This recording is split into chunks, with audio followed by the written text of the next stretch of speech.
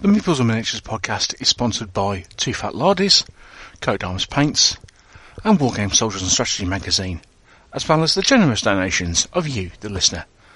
Many thanks to everyone for your continued support. The Meeples and Miniatures podcast, episode 101. The one about miniature wargames and Battlegames magazines, with guest Henry Hyde.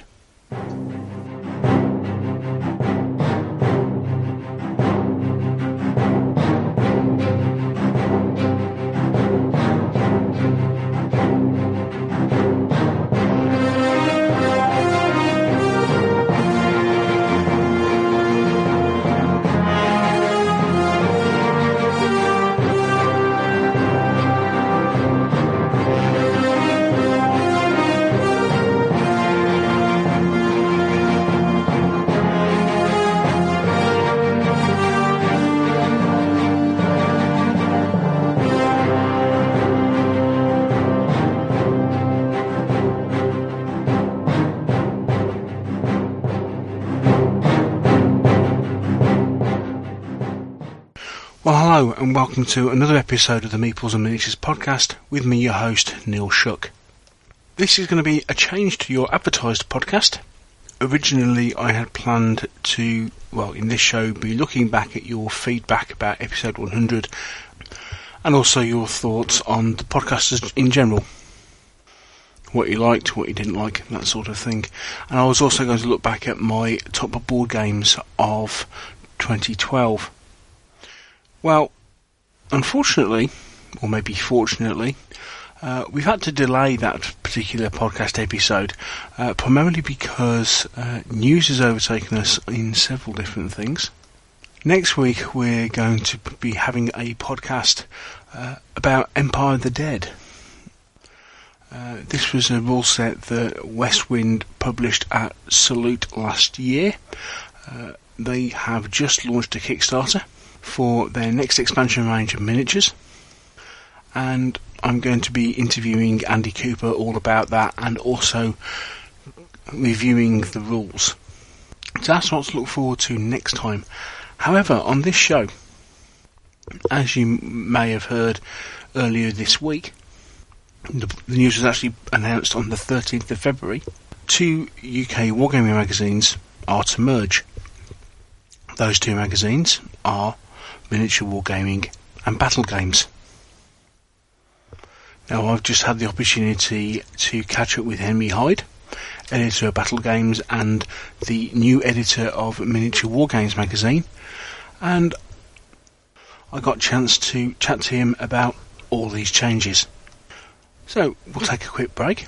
When we come back, we'll have the full inside story on what's been happening at Battlegames and Miniature Wargames over the last few weeks.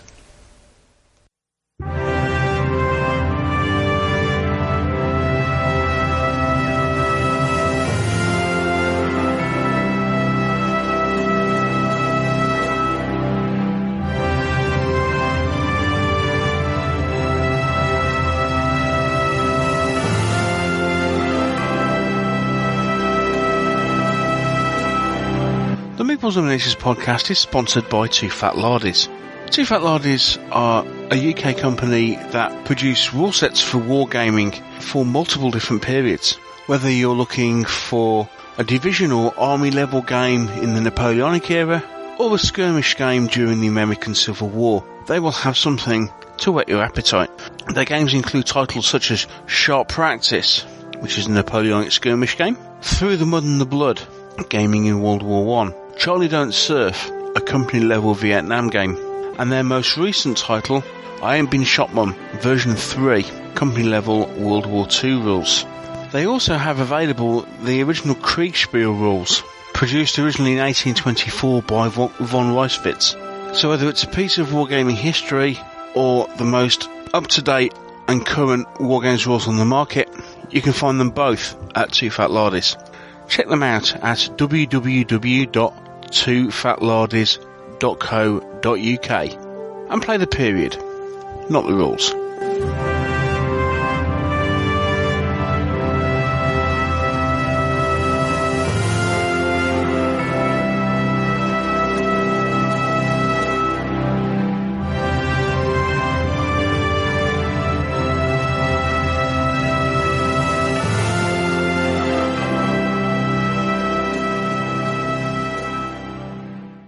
Well, we've come in from the veranda because I'm pleased to say I'm joined this time in the Meeples miniature studio by Henry Hyde. Hello, Henry. Hello there, Neil. It's really weird in here, and there's no one to serve us gin and tonic, is there? Oh, it's dreadful, isn't it? I mean, we're going to have to slum it in the dingy Meeples offices, I'm afraid, today. Pretty much spit and sawdust in the Meeples office compared to out on the veranda. It's, I don't know, standards, Neil, standards. Well, you know, I just can't get the staff, can you? It's terrible. Yeah, I mean, at least outside, you know, they sweep up and everything, but in here, anyway. While I pedal away and, keep the generator running, I thought I'd have Henry along today because obviously there's been, if you've been following the hobby news this week, there's been a fairly major development. Announced on Wednesday, 13th of February, an announcement was made on the Atlantic Publishing website that Miniature Wargames and Battlegames magazines were to merge, and the new editor would be none other than Henry Hyde. So, Henry, would you care to kind of fill us in on a few more details? I mean, first off, this, if nothing else, this seems to have come a little bit out of the blue. That's for sure. It's been crazy. Just before we started recording, I was looking up at my wall planner because I still can't quite believe how quickly this has all happened. And I know that there are some people out there who kind of imagine that there's some sort of major conspiracy goes on behind the scenes and that people like Atlantic Publishing have been plotting things for months. But actually, there's not at all how it happened. I will tell you, ladies and gentlemen, exactly what the timescale has been. Just after the new year, so I reckon it must have been the week beginning the 7th of January, I got a call from Trevor Ridley, who's the owner, the director of Atlantic Publishing. And he said, Henry, love very much what you did with the slight facelift to Battlegames at the end of last year. We really like that. We've been looking at Miniature Wargames and thinking that, well, it's its 30th anniversary this year. 30 years, crikey, I mean, you know, that's worth celebrating. Anything in wargaming for 30 years, that's pretty... So it's coming for its 30th anniversary, and we would like to give the old girl a bit of a facelift in time for the Salute show, which takes place obviously on the 20th of April. So that'll mean that we'll need to have something that's going to be ready to go to press, around about the 5th of April. So do you think you could come up with some ideas for a new front cover for us? So sure, quite flattered actually, because I'm someone who was buying Miniature Wargames back in the old days. I've got issues 1 to, 101 or something stashed away somewhere, and then a few gaps, but certainly I was around in what would have been 1983, 84, and 1983 obviously, when it first started, and so I thought, oh, that's really nice actually. There's something quite nice about the circle of life, as it were, that after all this time, as having been a fan of Miniature Wargames, certainly, when Duncan McFarlane was in charge of it in those early days, that I should be asked to come up with a new cover design. So I thought, So I kind of had a bit of a think about things, and I thought, well, it would be very easy to just come up with sort of a halfway house kind of thing, something that tidies it up a bit, but doesn't really kind of make an impact. So I thought, look, he's asked me to come up with some ideas. He's given me an open brief. The only thing is it's got to be called Miniature Wargames. What I'll do then is I'll come up with something much more radical. I will come up with something that I hope would really kind of knock people's socks off and, really, make Miniature Wargames leap off the shelves a bit more. Yeah. And also give it something more of a kind of family look alongside Battlegames. So whilst I am afraid I can't show anyone in public, what I came up with, here you are, Neil. This is here in my hand, what I came up with. And it's, pretty radical. Yes. So I thought, well, what's going to happen is in the normal design process is that as a graphic designer, you come up with these fabulous, you send them off to the client, and then a week later they come back and say, oh, yeah, well, we quite like that, but could we just this, could we just that, or could we change this, could we change that? And you end up with something that's kind of in that middle ground, and you feel, well, at least, you know, okay, I've been paid for it. Yeah. What actually happened was, I got a phone call back from Trevor Ridley, and this would have been probably around about the 14th of January. And he said, Henry, we absolutely love it. No, we don't want to change anything. That's great. You know, just a tiny couple of little tweaks, you know, for stuff that had to be there, you know, placement of barcodes and this, that and the other.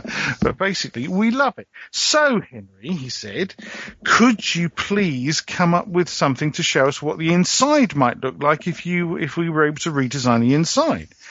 So blimey. So I basically set about, you know, it was quite a nitty-bitty process of, you know, working out a page grid and, you know, what the headers would be like and subheaders and all, you know, all that kind of stuff, what fonts to use and what have you. And again, I thought, well, if he's asking me to do it and he's like that front cover, I'm going to go for it. Okay, so is this kind of using, like, say, the existing content of a recent issue as a basis? Well, what you do is, first of all, Neil, you use, anyone who's ever done any typesetting or design will know it's called lorem ipsum. So you use this sort of gobbledygook text just to show what the overall kind of pattern and shading of body text would be, the weight of text and subheadings and all that kind of stuff. Oh, right. It was right at the end, once I'd shown him those and he'd gone, wow, Henry, we'd love this. He said, oh, right, could you take one of the articles I'd done in the recent issue of Battlegames and turn that into, as if it were one of the new miniature Wargames articles. So I did that. In fact, funnily enough, I used John Sutherland's article about making Wargame landmarks matter. And much to my relief, it fitted onto the right number of pages. Because it's always, you know, you come up with these fabulous grand design ideas and then find that actually in practice, oh my God, I'm going to have to backtrack on what I've said. But fortunately, it all fitted beautifully. So they said, well, we really like these. Could you come and see us so we could talk it through kind of face to face? Because also what we're thinking is if we're going to implement these kind of major design changes, we ought to have you on board doing the design and layout of the magazine on a regular monthly basis. Oh, right. Okay. You know, at least part of it. And also, you know, potentially briefing the other people involved who are currently in the design team. So anyway, so that was kind of, I suppose, that conversation must have been at the end of that week thereabouts so let's say around about the Friday, the 18th of January, something like that, Thursday, Friday. And so the earliest I could actually get up to Southend-on-Sea where they're based was the following Friday, the 25th of January. So I travelled up there and had a very long meeting with Trevor Ridley and his wife Margaret, who's a retired judge and who basically kind of runs the company with Trevor. She's sort of, she stays in the background more, but you don't want to underestimate Margaret, that's for sure.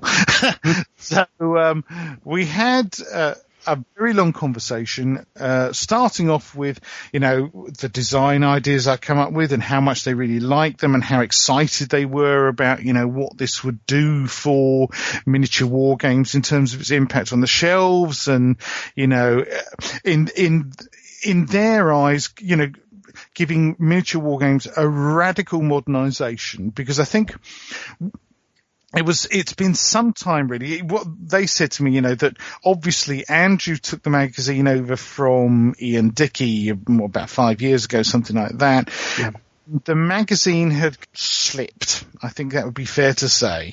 Right. In terms of its content and design. And Andrew had worked very hard to kind of raise the game of the content, and had been, you know, done what he could because obviously Andrew's not a graphic designer himself, so he was relying on input from, you know, the print company he was using and so forth, and the people actually doing the page layout for him.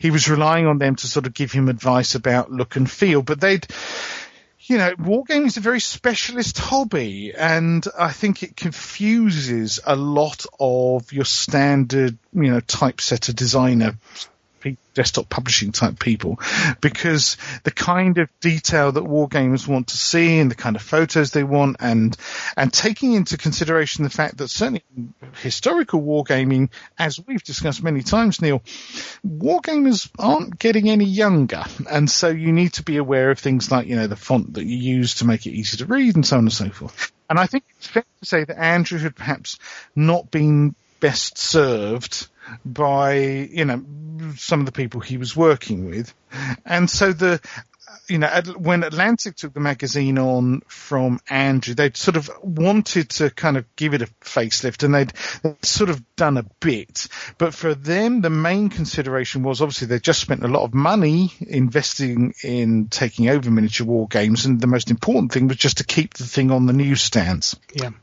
They couldn't afford to kind of take a month out, as it were, to have a major rethink and refit at the time.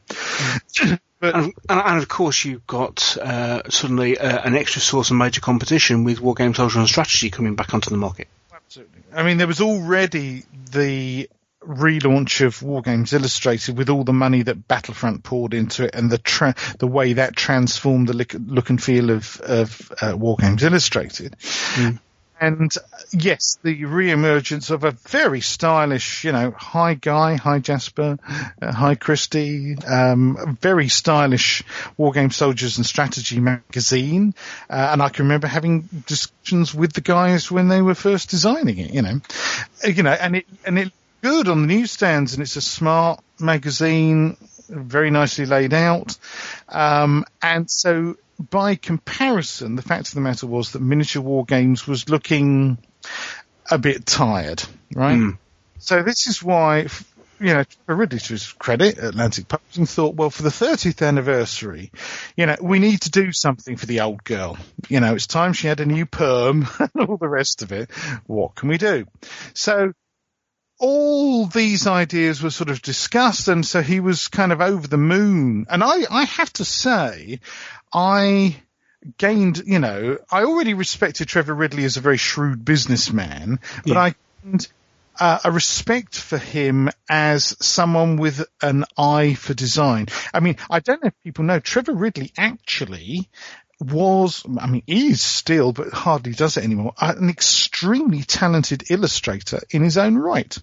He is famous in various circles for his illustrations of railway stuff, so locomotives and trains and things, and in the yachting and shipping world, because I think it was Yacht Monthly or something, he was their in-house illustrator for many, many years. Okay. And in fact, if you go to see his house, maybe one day you get the chance, but if you go to see his house up in Southend, the walls are covered with his illustration work. And we're talking someone with a serious talent. But Trevor's now, I think he's about 70 years old now, and arthritis in the hands and that kind of stuff. So he's had to curtail his, the amount of illustration work he does. But anyway, so the point is that it really dawned on me over this meeting that, this guy knows what he's talking about and recognizes good design when he sees it. This is the bottom. And so I was majorly chuffed that he was so taken with, the design ideas. And so we got onto the practicality of talking about, how are we going to implement this? And so he realized that some decisions had to be taken in terms of basically giving me command of the editorial pages of the magazine in terms of the design and layout, because it's all very well to say, oh, well, can I provide templates and full instructions to, the other people involved so that they can follow my instructions? But you probably know what it's like now. It's often far more time consuming to do that than to just do it yourself. Oh, yeah. Monthly magazine, you're talking about there are certain pages in the magazine, like the editorial page, the contents page, and that kind of stuff, which are only put together right at the last minute. Because It's literally like the night before the thing goes to bed, because you don't know what the rest of the content of the magazine is finally until that moment. Because right up to then, it's like, how can I describe it to be? It's like putting together a jigsaw puzzle to a deadline, but you haven't even got all the pieces yet. Because some of that is dependent on how much advertising they manage to bring in. And obviously the responsibility of any commercial magazine, if it's going to remain in existence, is you want to get in as much advertising as possible. So there are certain pages you cannot finalize because you're thinking, well, is there going to be an advert there, or am I going to have to fill it with something editorial, right? And so that means that your contents page is absolutely the last thing you do, for example, because you don't know necessarily what things are going to be on what pages, because it's only the very last minute you kind of lock them into place. You know, you get those last few pieces of the jigsaw and it all locks into place. So cutting a long story short, what it meant was that, you know, I had to say to him, look, well, to be honest with you, certainly for the first couple of issues, it's probably going to be an idea of I do pretty much all of it, you know, because for those first couple of issues, we're still going to be kind of making adjustments, you know, on the fly, because, you know, here I am, I've come up with this theoretical design, and yes, I've come up with, you know, I've tried out an article and it happened to fit, you know, but until you start getting real copy, you know, heading your way and real photographs that need, you know, cropping and adjusting and what have you, you can't say for certain that it's going to run smoothly. So until it's had at least a couple of, you know, trial runs with me doing it, you know, it wouldn't be fair on farming it out to anyone else. Yeah. You know, it wouldn't be fair. And it certainly from my point of view, it'd be just, oh my God, you know, I sent it to this fella to put together. It's come back. It's really not quite what I wanted, you know, in terms of the look and feel. So I'm having to redo it. Well, that's, you know, just even more time consuming. Yeah. So the conversation kind of went along this way, and at the same time during the meeting, look in hindsight, you know, this is purely in hindsight now. I look back and think, perhaps I should have realised that a lot of the conversation sounded a bit like a job interview. But at the time, I can only say, in all honesty, I was so focused on, you know, the whole design thing that, you know, it never dawned on me that they would be thinking in terms of giving me additional responsibilities. But they asked me lots of questions about, you know, what I thought of the current content of miniature war games and where it was going, and my, you know, thoughts about the hobby and where the hobby's going. Because the difference is that, you know, I mean, Andrew Hubbard is a highly professional guy, and, you know, he's a quick learner and all the rest of it, and he's got, you know, certain specific interests that he's developed in the hobby. But before Andrew came to miniature war games, basically he wasn't a war gamer. Whereas, as you know, only too tiresomely, I've been wargaming since 1968, and I've got a pretty good overview of the kind of things that wargamers in general tend to like, and the sort of response you're going to get.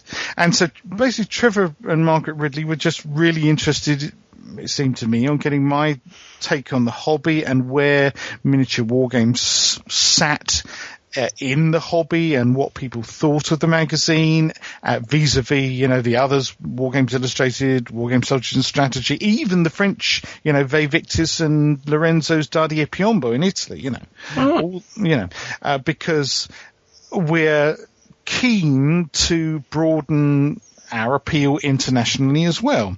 And so Trevor and Margaret are also interested in the fact that I speak some languages, you know, French, German, Italian, a tiny smattering of Spanish, because they're, of course, interested in the fact, especially that Wargame Soldiers and Strategy is a magazine really based on mainland Europe, in Holland, and obviously therefore has a high profile at shows like Crisis in Antwerp, for example. So anyway, all these subjects were covered. So, you can imagine that by the end of that day, my head was spinning. We'd covered so much ground. It was just, an extraordinary day, really. And by the time I'd driven, the couple of hours or whatever it was, probably, I think it was nearer to 3 hours that night, in bad weather back down to Brighton, I was completely shattered. But anyway, so that was kind of that meeting. And I when I came away from there, Neil, the bottom line is then I was thinking, now hang on a minute. Oh my God, they're asking me to produce 6 issues of Battlegames a year and do the design and layout of 12 issues of Miniature Wargames a year. That's 18 magazines a year. This is bonkers.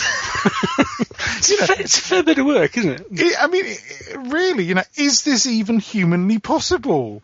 And I was thinking, well, okay, I've headed up design agencies in the past, and so I was thinking, well, maybe what I'm going to end up having to do is farm work out to, freelancers. There's no need in this day and age usually to actually take on full-time staff yourself, because in fact most people are happy to be self-employed and work from their own home, but certainly I was thinking, God, okay, I better put the word out to quietly to see if I can potentially find a couple of reliable freelancers, But anyway, so I was just sort of a bit, blimey, okay, I'm waiting for the final decision on this. I'll have to find some way of coping. So anyway, literally it was about 5 to 9 the following Monday morning. So that would have been the 28th of January. Yeah. The phone rings and it's Trevor, saying, Henry, thank you so much for coming up. Fantastic meeting. Very excited about the meeting. Head left buzzing with ideas. We really want to see you again. How soon could you come and see us again? Did anything kind of start, rolling in the brain at this point? Obviously, I was thinking, well, what's going on? I mean, because it's sort of on the Friday, there've been these sort of hints about, is there potentially, would I be interested in getting involved editorially in Miniature Wargames? And I was thinking, well, what, as writing a regular column or something like that? But anyway, so I didn't really know. This is what I'm saying. I was just exhausted by the whole thing. So the phone rings Monday morning and can I come and see him again? And I said, funnily enough, I'm actually trying to catch up with some of the work I should have been doing, but, so I'll come and see you again on Friday. So that was Friday the 1st of February. I travelled up again. And very quickly, within, less than half an hour of getting there, he said, right, okay, Henry, thanks ever so much for coming up. We've made a decision. We would like you to take the reins of Miniature Wargames. Right. And I said, wow, okay, but so what happens to Battlegames? And he said, well, what we're going to do is we are intending to merge the 2 magazines. And so Battlegames will cease to exist as a standalone publication. It will be branded as Miniature Wargames with Battlegames, with you in command. And obviously then a delicate conversation took place, which I'm not going to talk about, in regards to what's happening with Andrew. And obviously that's between Atlantic Publishing and Andrew Hubbock. Yeah. But suffice it to say, obviously the facts of the matter are, of course, not at all comfortable for Andrew. They're not particularly comfortable for me because, I've known Andrew now for, ever since he took over Miniature Wargames. In fact, I was one of the first people to sit down and talk to him at the first Partisan show I saw him at Newark, outside Nottingham. But the facts of the matter are that Atlantic have decided that they think I'm the man to take the magazine forward and, bluntly, to try and restore its fortunes. Because it's not just a matter of the kind of the look and feel of the magazine. They've obviously felt that, and they've got the statistics to prove that, Miniature Wargames has been losing ground to Wargames Illustrated, Wargame Soldiers and Strategy, and perhaps even to Battlegames. And something radical needs to be done about it. And so the huge responsibility that's been placed on my shoulders is to restore the magazine to its prime place on the newsstands, to basically give it. It's not a kiss of life. Things have not been that, not got that bad. And as I say, certainly, as many other people would recognise, Andrew's done, a pretty darn good job in certainly kind of improving the content of the magazine and, doing his best to, improve its visibility. But, this is where it becomes personal in a sense, because it's got to be that conversation would have had to have been at the very least a very bittersweet moment for you, since especially with having gone through the whole concept of Battlegames in the first place, going through that horrible time 12, 18 months ago. It's less than, yes, it is only just over 12 months ago, isn't it? And going through that whole process, and then being put in this position, which is, okay, you got this offer, but it also means the end of Battlegames. Yeah, certainly, I'll be honest though, from my point of view, and this is what I told Trevor, because, Trevor said to me, he, as part of the conversation, I can reveal that he's been very impressed with how I've coped with giving up my baby for adoption. Once I realized that Battlegames was in trouble, and I thought it was going to, I thought it was going to die on its feet, and I thought I was going to go bankrupt. There's no two ways about it. And then the whole thing that we've talked about many times of the miraculous rescue, and God bless Atlantic Publishing, and then the last 12 months or so of kind of running it again as a standalone publication with me being given increasing amounts of independence as well. Atlantic putting their trust in me to handle not just the editorial pages, but then the advertising pages as well, and get more involved with the advertising again and that sort of stuff. Yeah. So Trevor said to me, they've obviously been watching me, because and this is where I need to make something clear about Atlantic Publishing. What often happens when you see news stories of other, high profile newspapers, magazines or whatever being taken over by another publishing company, the first thing that always usually happens is they sack the editor and put in someone of their own. So when Atlantic took over Miniature Wargames, they could have sacked Andrew there and then. They didn't. They realised that here was a guy who, needed support, needed a leg up, and gave it to him. When they took over Battlegames, they could easily have just said, Henry, we're really not interested in you, mate. We just want the name. We just want the brand. You can bugger off. They didn't say that. They kept me in employment. Basically, they saved my financial bacon. There's no other way of putting it. I was, as you know, right on the edge of a precipice, and they basically threw me a rope. They have to do that, but they did. And in similar vein, I know that right now at the moment, it's fair to say probably Atlantic Publishing are having conversations with Andrew. I don't know any of the details, where they're saying, look, obviously we don't just do the Wargames magazine side of things. They do, model railways, garden railways, a sailing thing, I think, and traction, and Andrew's a highly professional kind of general journalist, long before he came into wargaming, he was a journalist. Yeah. So he can turn his hand to, writing, editing, proofreading, anything, basically. So, and it's my earnest hope that he will find, a proper job doing what he's extremely good at as soon as possible. Yeah. So, and all I'm saying is that, behind the scenes, Atlantic are doing what they can for him. Obviously, Andrew might be feeling at this point, do you know what? Forget it. I just want to kind of walk away from the whole thing and go and do something completely different. And who could blame him? Who could blame him? I wouldn't, So from my point of view, coming back to, what you were saying about me, bittersweet moment. Yes, there's the mix of emotions in my head, you can imagine, has just been, bleh. It's just been like a washing machine. It's extraordinary.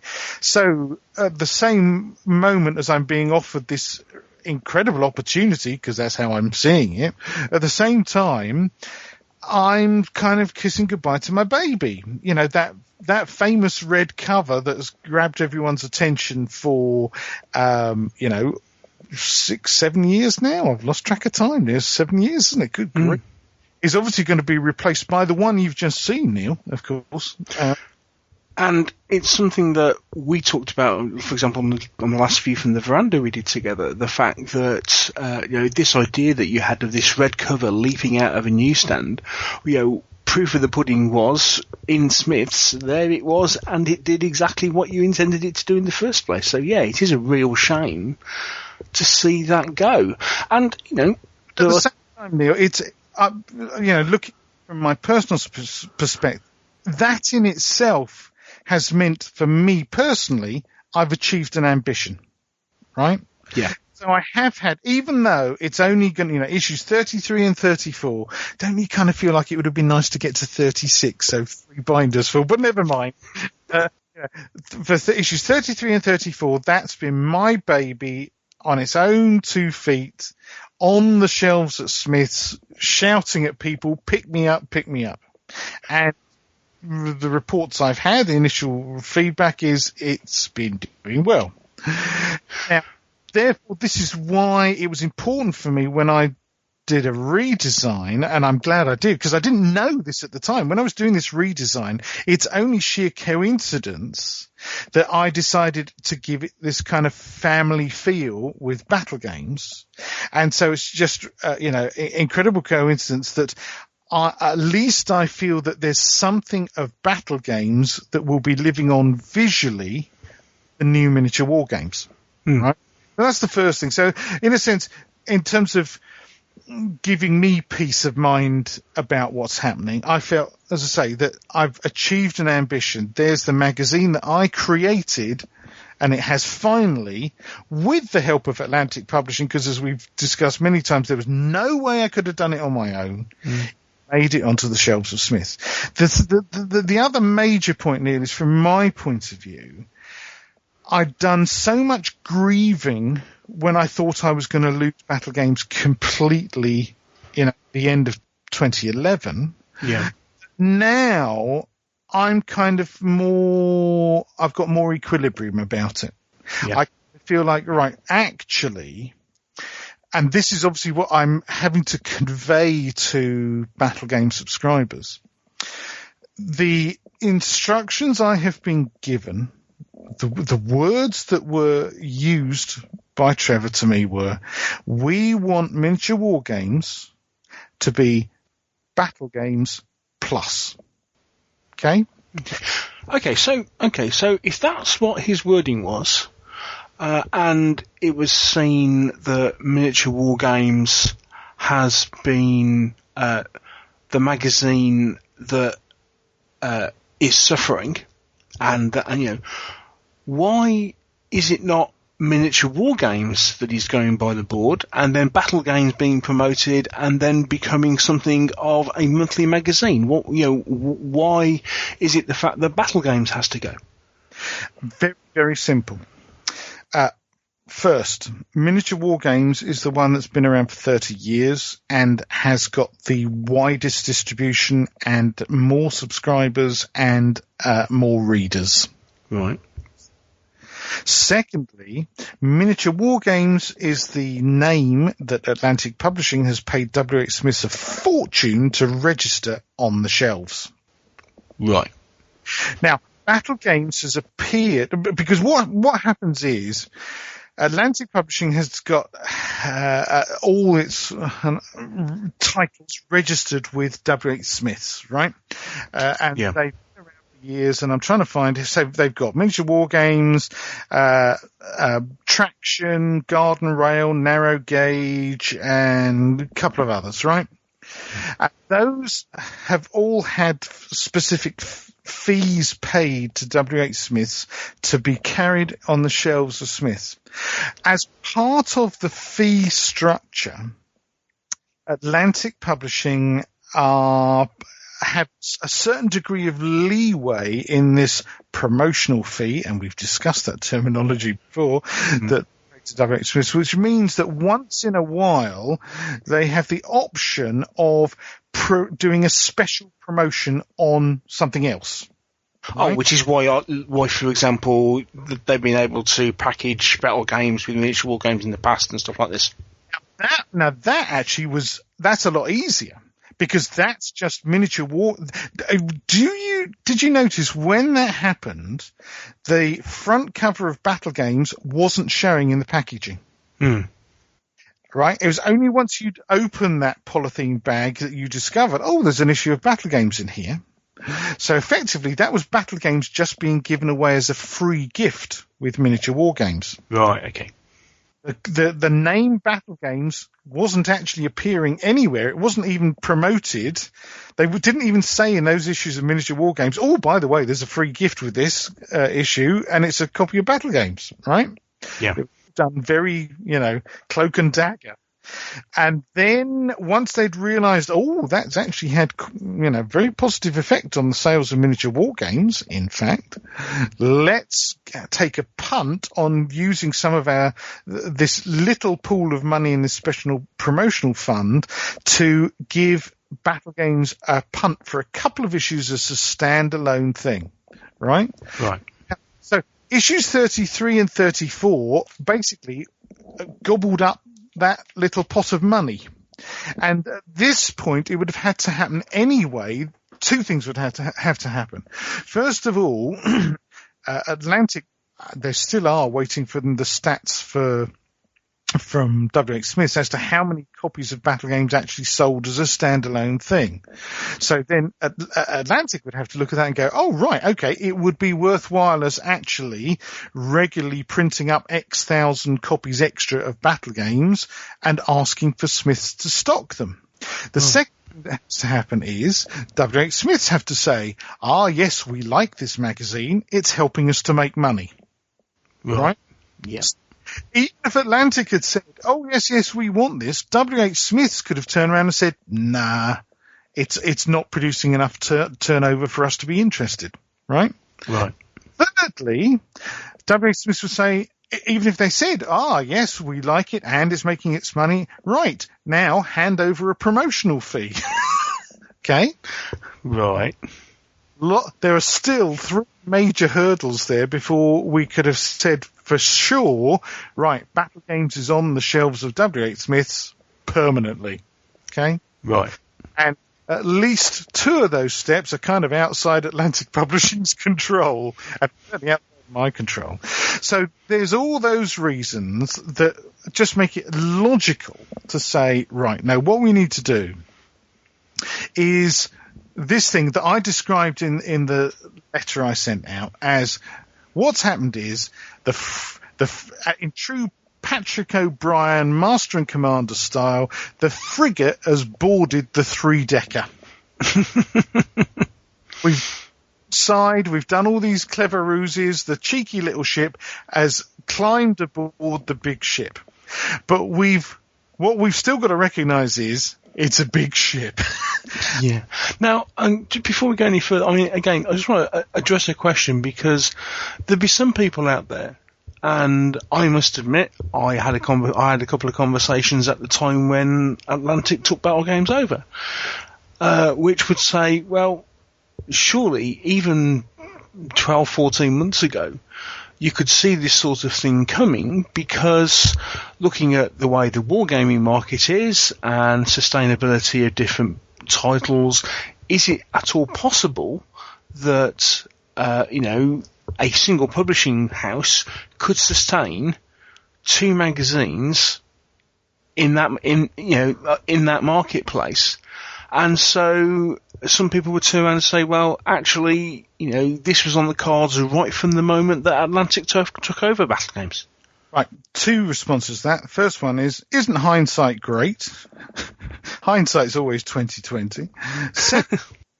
Well, hang on a minute. Atlantic Publishing sustains 3 or is it 4 magazines in the model railways field. So there's nothing to say it couldn't necessarily have been able to sustain 2 magazines, particularly with the combination of 1 monthly and 1 bi-monthly in the Wargames field. Right. So actually, there's it's as it's turned out. Yes, the facts of the matter are, because of the way the economy has gone, because of the way that, trends have shifted in the hobby, we've ended up where we've ended up, where it makes economic sense for Battlegames and miniature war games to be combined. There's no denying that. Obviously, it's going to be easier for Atlantic Publishing to pump investment into and sustain in the long term 1 successful publication than 2. Yeah. It's just, hey, it's maths. There's no denying that. I'm certainly not denying that, and Atlantic Publishing wouldn't deny that. That's business.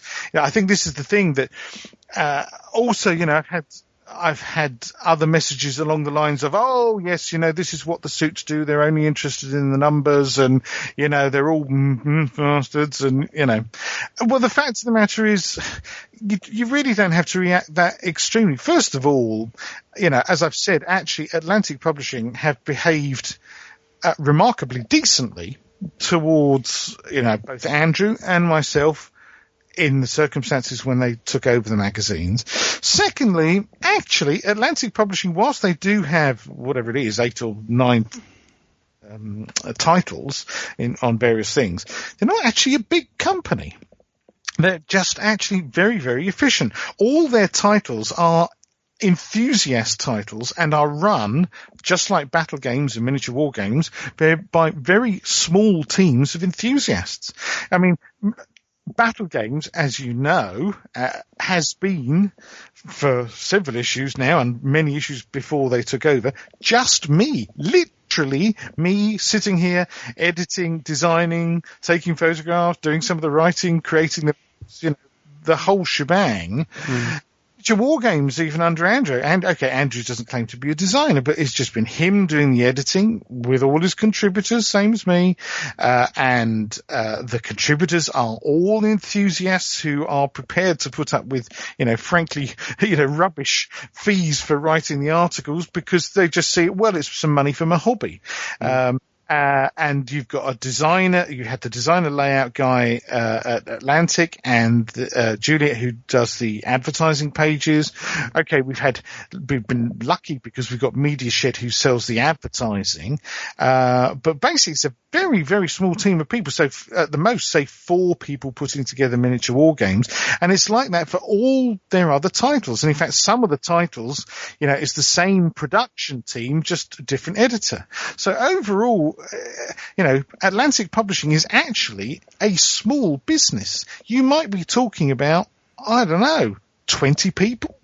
Right? Oh, and the accountant. Okay.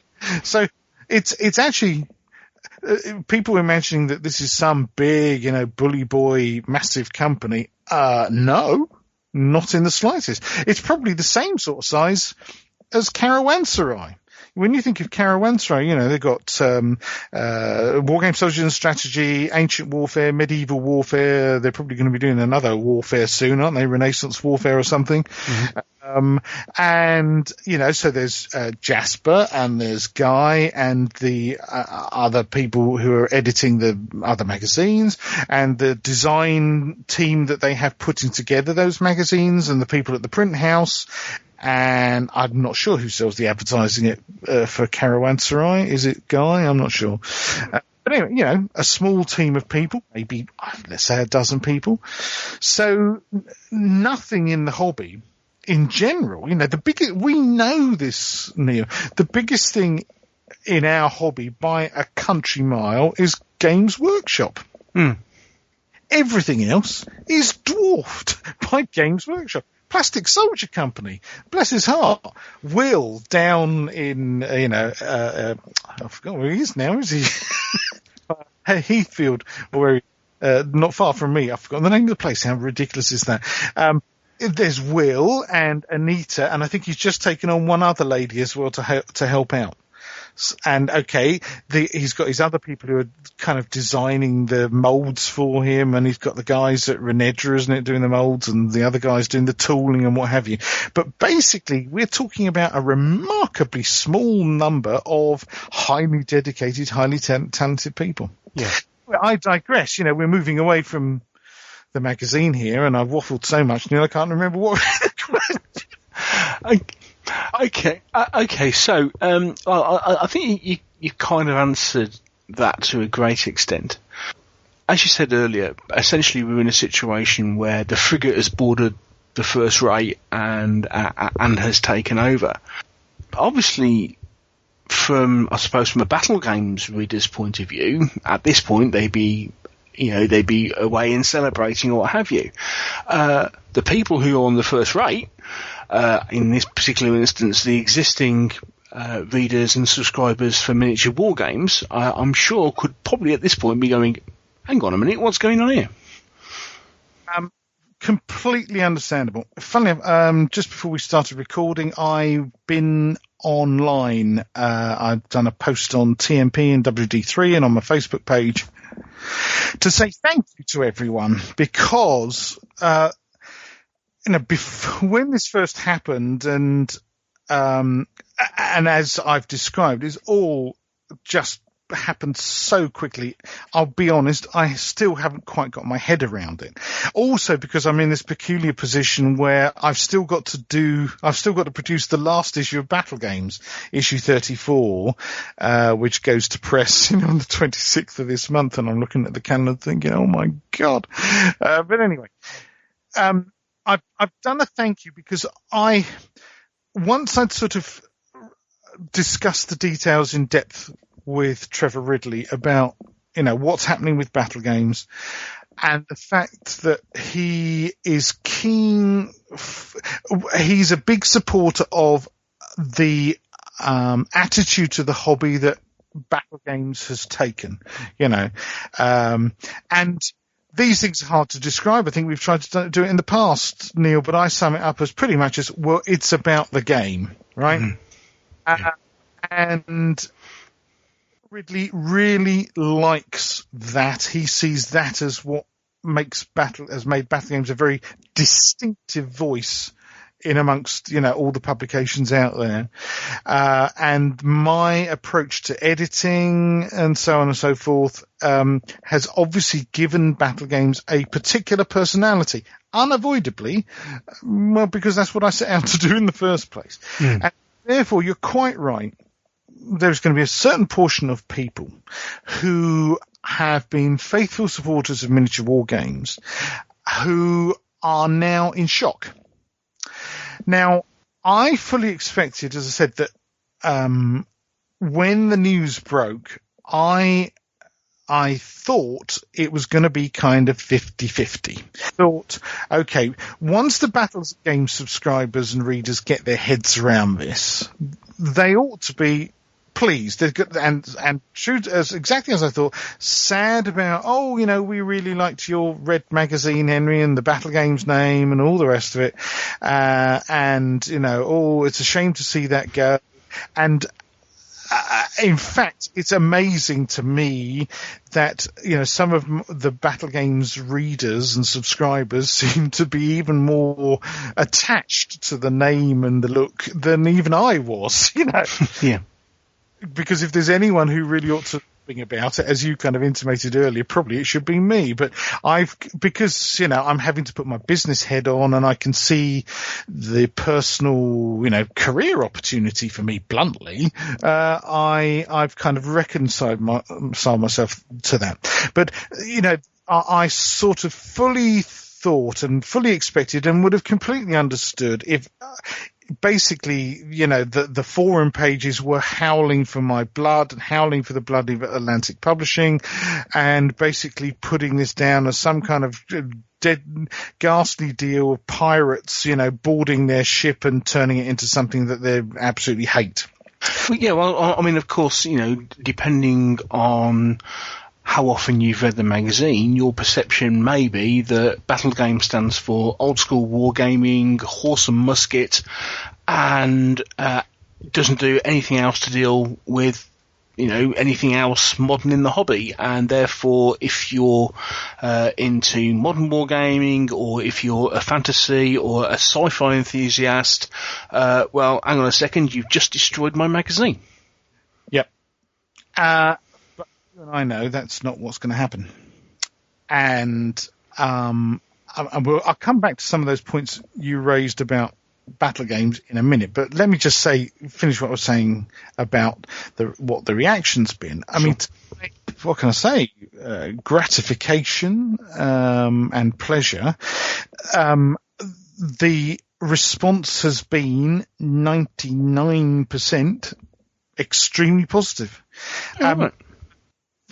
The vast majority of responses I've had from people who have been, miniature war games people, has been, okay, we'll wait and see.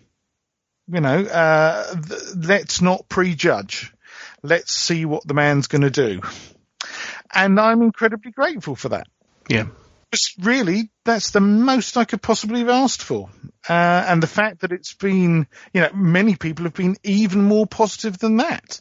Many people, and again, what can I say? I'm humbled, seem to have quite a high opinion of me. And in a sense, I'm not entirely sure what I've done to deserve that, but I'll take what I can get. And maybe people at least have, given me some respect for what I've done with my combat stress appeal, or the fact that,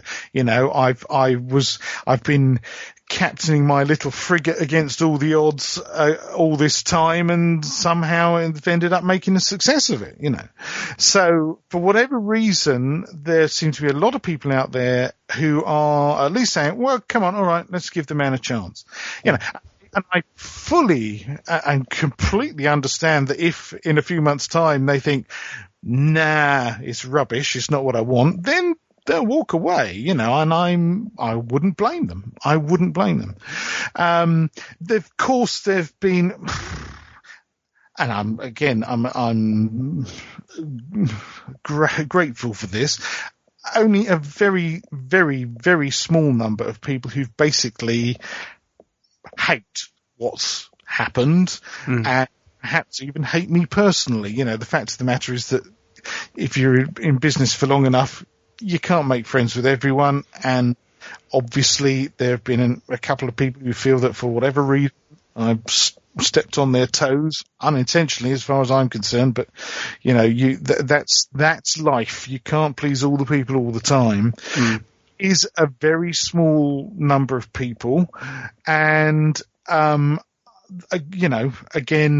I'm relieved that seems to be the case. And also, there have been a lot of people who, perfectly understandably and quite right too, have expressed personal support and sympathy for Andrew Hubbock, and that's expect, because he's a thoroughly decent bloke, and if I could wave a magic wand and not have had things happen quite like this, I would do so, but I can't.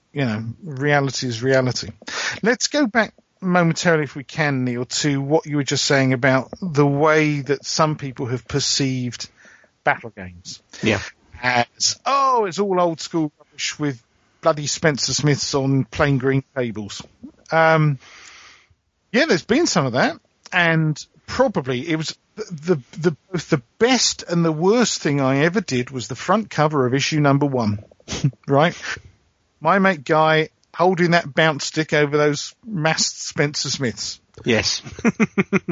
Hang on to your bounce sticks, big battalions are back. Do you remember that? Yeah. Oh, yeah. There's two things about that. I mean, first of all, I'm not going to apologise for that, because the whole reason I started Battlegames in the first place was because I sensed, and the growth of then the old school wargaming group showed, there was a whole constituency of active wargamers who'd been completely ignored by the Wargames press for years. Ever since, in fact, Practical Wargamer had died. So I gave those people a voice again, and I'm proud of that. I'm not going to apologise for that. But that's only one thing I've done. Now, you know, because we've had many discussions over the years on View from the Veranda and what have you, my personal wargaming are extremely Catholic, incredibly varied, you know, and I'm pointing at them now. I've got my boxes full of Spencer Smiths over there. Oh, right next to my GHQ 102/85th scale micro armor that I play Blitzkrieg Commander with, right? Oh, look, there's my Warmaster armies, my Warmaster fantasy armies. Oh, crikey, my Black Scorpion Cowboys. Don't forget that. Oh, gosh, yes, and my Pirates and Marines for playing, you know, Legends of the High Seas. And, you know, so people tar me as a purely old school gamer at their peril, right? Yeah. I am not. You know, I don't. If someone wants to call me an old school wargamer, I'm not going to take it as an insult, you know. But if they're going to be so blinkered as to imagine I or the magazine I produce only deals with that sort of subject matter, when in fact, if you go back over the last 33 issues of Battlegames, how many old school articles have there been? Right? Now, I haven't actually done the count. It would be interesting to do so. I can tell you it's a lot less than one per issue. I seem to recall, we've had, yes, we did the refight of Sitting Bad, didn't we? That was back in 2000 and, what was it, 7? With the Wargamers. Then the following year we did the refight of Molvitz using Charles Grant's original Spencer Smiths. Okay, now I'm really having to struggle. What other old school articles have I actually published, Neil? Well, some would argue that all this imagination stuff is all old school. Now, that's a different matter, because imaginations is a form of fantasy, right? You can't have fantasy, it's not got orcs in it. You see. Well, it's come from our imaginations. So by definition, it's fictitious, it's fantasy. So now, whether you call that old school, well, again, that's a bit daft. That's throwing the baby out with the bathwater, because actually, you have to wait for my book. But no, I published them in a magazine. My campaign rules, for example, and the way, you know, you devise a fictitious nation. That's exactly the same if you were doing it for, you know, a World War II campaign or a fantasy campaign or a sci-fi campaign. You know, it's campaign ideas. Is campaigning by definition old school? Don't think so. That's a daft attitude to have. Secondly, this notion, because I know a lot of people feel that way, they equate old school equals 18th century, right? Yeah. It's like all crows are black, but not all crows are blackbirds, but not all blackbirds are crows, right? It's a failure in logic. It's not logical to say that all 18th century gaming is old school. Is Black Powder old school, or Maurice, or Die Kriegskunst, Angus Constam's version of General de Brigade, for example, or Minden Rose, or, you know, let's line up a pile of, and I've got a pile of, 18th century Wargames rules. The Wargames rules that I've written in my book, Shot, Steel and Stone, and that were used for the Ayton games. You know, they produce a fun game, but they sure as heck aren't old school. Any of the guys playing it will say, no, the mechanisms, you know, I've designed the mechanisms to be slick and quick and easy. So are we now saying that, having a fun war game is old school? Well, if that's the case, I don't want to play the other kinds of war games, right? therefore, by definition, anyone who enjoys a fun war game is old school. Well, this is just getting bonkers. There's recently we discussed it on View from the Veranda, didn't we? There's the guy who's more than one, in fact, who've started digging out the old versions of the Warhammer Fantasy rules and online. Now, I suppose you could say that's old school with a K, maybe, but that's a reaction to something different. I don't necessarily think of the Warhammer Fantasy battle rules as old school per se. A lot of wargaming and a lot of war gamers, like Rick Priestley, for example, freely admit that they've been inspired by the writers who we now call old school, like Charles Grant, Don Featherstone and others, as we've discussed ad nauseam on View from the Veranda, that the resultant rule sets that they've written, can they be described as old school? Unless, as I say, you equate with, it was a fun game. Yes, it was very old school. That's a leap in logic too far. But anyway, so the fact of the matter is, when people are thinking, well, that blooming Hyde, he's all old school, and miniature war games is going to be awash with Spencer Smiths. Well, it's not going to happen, folks. It's just not going to happen. Yes, there might even be, a few pictures now and again of some Spencer Smiths, but there's going to be far more pictures of other stuff. Yes, there's going to be some imagination stuff in there, but there's going to be far more articles about other stuff.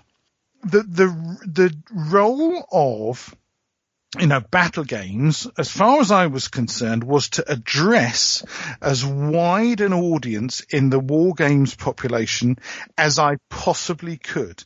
Yeah. It happened, within the confines of the page count I had and what I was sent, I did the best I could. Right? Now, with miniature war games, where I'm going to be I've already been in correspondence with some of them, some of the contributors who up to now have been, submitting stuff to miniature war games, and naturally enough, Andrew's now been referring them on to me, and these people perfectly understandably been saying, kind of a bit nervous about, what are you going to do with me, Henry? Well, there is nothing, just help. As my role as editor has always been, my role I see as, one, creating a magazine that I enjoy every month because I can only be the ultimate arbiter, right? Secondly, producing a magazine that as many other people as possible are going to enjoy. And thirdly, in that process, helping those contributors to look good. Right? I've always been a very active editor, as people who've contributed to Battlegames will tell you. I'm very keen on, send me a first draft and, any pictures you got. Let's have a chat about this. If what you send in straight away is an absolute blinder, fantastic, goes to the top of the pile, goes straight in. Most of the time it's, could we tweak this, tweak that? I've got a couple of suggestions here. Here's a few tips to help improve those photographs, da-da-da-da-da. It's a bit of a back and forth thing, and then it goes in, right? I'm going to be working in exactly the same way for miniature war games. Right. Nothing is going to change. I want to create a magazine that reflects the hobby in its entirety. Is everybody listening? So that means, 2 mil to kind of 54 mil. There's even some people that game with bigger stuff. So, hey, if we can get an article about it, fantastic, right? So, all sizes and scales. Is everybody listening carefully? All periods. So, everything from, your ancient Hittites and whatnot, and right through to, modern Iraq, Afghanistan, everything in between, and into the future with science fiction and pulp stuff and, steampunk. And, we've talked about that just recently on Veranda, didn't we? Steam and fantasy, because I'm someone who's interested actually in all these things. I mean, there are certain things I'm more interested in than others, but basically my tastes are extremely wide, and I know that for the majority of the readership out there, their tastes are extremely wide. One of the things I'm certainly going to be addressing, because I've had certainly two people say this to me in phone calls and a couple of other via email. I want to make sure that, as I've done with Battlegames, fantasy and science fiction, as far as I'm concerned, are just another war games period. Because people have said to me, version of miniature war games, they completely ignore those black pages with the white text on. Right? We know the section that we're talking about. Now, I think that's a real shame, because if you read some of those things, I mean, was it last issue? John Treadway of South London Warlords had written a really interesting bunch of stuff. And I think, God, hearing what people have been saying to me in the last couple of days about, they just, they tend not to like fantasy and sci-fi. They find it difficult to read the white text on the black background. They don't like the way that the subject matter is presented. And therefore, they just simply don't read it. What a shame. I mean, one of the things I've been proud about with Battlegames is over the years, the number of people who have said to me, and we've talked about this before, Neil, that, do you know what? I didn't think I was going to like an article about X, Y, or Z, but it looked interesting, so I read it, and do you know what? I enjoyed it. Right? Yeah. That's what I want in miniature war games. I want people to be. I don't want it to be like a ghetto, right? John Treadway. Let's talk about John Treadway for a moment. He's been in the hobby for donkey's years. He was writing a column called Fantasy Facts. I think it was in military modelling and then Battle for Wargamers for years. And, the guy really knows his stuff, and he writes well, and he's interesting, and he's, he works incredibly hard. You've seen some of the games that he's put on at Salute and the other shows. Oh, yeah. Scarlet thing last year, wasn't it? The SPV racing up the motorway gamey thing. Now, there's a bloke who deserves to be heard, right? And I would hate to think that any of the contributors who've worked hard in their spare time for not a lot of money to write articles for the magazine, I'd hate the thought that it got ignored simply because the page didn't look attractive that it was put on. How crazy is that? So, job, if taking on miniature war games is to make sure that it's a magazine that is incredibly inclusive, that someone who's interested in just about anything to do with the hobby pick up a copy of miniature war games and find something that makes them go, I would hope, well, that alone is worth the cover price, right? Yeah. That if I've got an ambition to do anything for this magazine, that's my ambition. And because in case people haven't picked up on this fact, the Battlegames readers have definitely been told, I can't remember if it was said to Miniature Wargames, for this first issue and onwards, assuming it pays its way, we're putting the magazine up to 80 pages. So Miniature Wargames currently is, 60-something pages, I think. Most issues. This last one was actually 70 pages, 72 pages or something. But it's increasing its page count. For Battlegames readers, that represents a substantial, blimey, gut, it's an extra 30 pages or something. For Miniature Wargames readers, it's still going to be a significant increase. Yeah. And who knows? We've got Wargames Illustrated at a ginormous 120 pages or whatever it is. I don't know if we need to get it that big. People will be complaining their bookshelves are groaning. But certainly, with more space to play with, what I obviously truly believe, I have to believe because I did it, is a radical, and I would like to think people will think beautiful redesign of the look and feel of the magazine. Yeah. I am full of hope that the people who have been faithful supporters of miniature war games are going to find plenty about the new miniature war games that they will love. And if they don't, I did my best. Yeah. Okay, so we've talked about what your aspirations are. I mean, obviously, I suppose it's far too early to talk about anything like, well, what can we expect as far as, regular columns are still going to disappear from both different, from both issues of the magazine, because obviously you look at what goes into miniature war games and what goes into battle games, and, everything won't fit. So there has to be some compromises made somewhere, and I'm sure people will be interested to know, if their favourite column is going to disappear or what have you. And as I say, I mean, especially considering you haven't even done Battlegames 34 yet, I suppose it's too early to talk about things like that, yeah? Yeah. I mean, to be honest, yes, it isn't. And also, I mean, there's been doing a copy now. I mean, obviously, it's not entirely easy to kind of locate what you would quantify as a column in miniature war games, because actually, even over the last few issues, Andrew's made quite a few changes. So, as I say, it doesn't actually look as if miniature war games has as many regular columns nowadays as either as it used to or as Battlegames has, actually. I think it's more to do with, the type of content I'm looking through now, and Andrew's got quite a lot of sort of feature content. As I said, I think the main one that people have been asking me about, actually, is Darker Horizons. Yeah. And, because I think when people say to me, oh, God, I want to make sure that we keep Darker Horizons, I think what they mean is they want to make sure that I keep fantasy and sci-fi content in the magazine.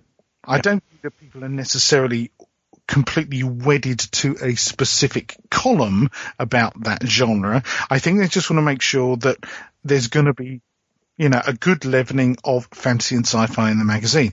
And I think just now, I think I've answered that whether it's in the eyes of a specific Darker Horizons column or whether it's just, as feature articles, there will be fantasy and sci-fi in the magazine. Right. So the people who contribute that and write that and enjoy reading that, you've got nothing to worry about. I'll just leave it at that. But you're quite right. I mean, it's such early days yet. There's no way I've had a chance to sit down and say, oh, right, well, that's staying, that's going, that's staying, that's going.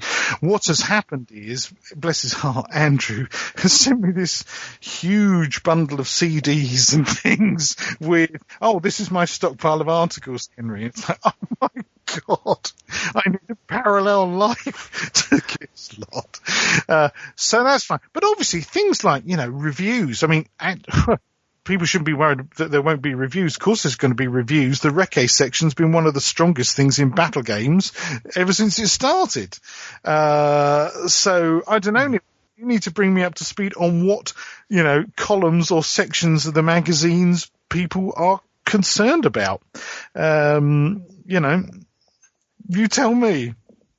I've heard the thing, the Dark Horizons things has been something that's been around a lot. And again, I think you've already addressed this issue and again, that's partly down to the perception of what Battlegames is, as opposed to, what people think, miniature war games currently is. And it is quite interesting having, keeping one eye on the forums ever since the news has broken. As you say, whilst the majority of the feedback has been very, very positive, and what have you, it is interesting how there is, in particular places, undercurrents about that's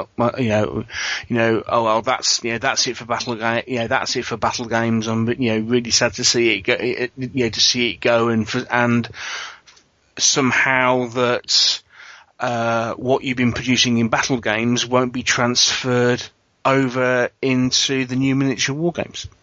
and the other concerns, simply about, oh, well, hang on a second, I'm actually really enjoying miniature war games as is at the moment. I think Andrew's done a sterling job, and hang on a moment, so what's going to happen now? So there is there's that opinion. There's certainly that opinion out there. I mean, that's bound to happen. And all I can say to those, quite right, you're quite right to be a bit flummoxed by what's happening.